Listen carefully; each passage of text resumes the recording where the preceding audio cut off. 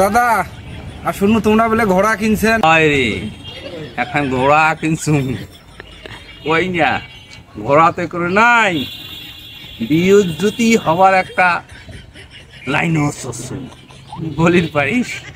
ঘোড়া মোর আরো খোলা পড়ে কি হয়েছে ঘোড়াটার?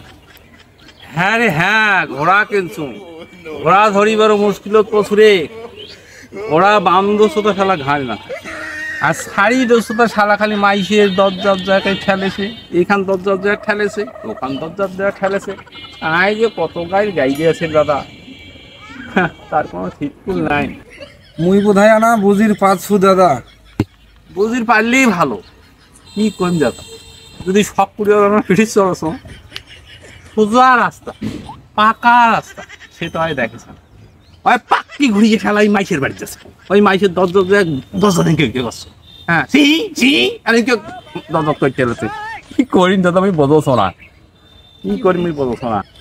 থাম দাদা থাম, এইবার মুই বুঝি ফেলাছু, এবার ক্লিয়ার দাদা। হ্যাঁ। এটা করুণার ভিক করা ঘোড়া।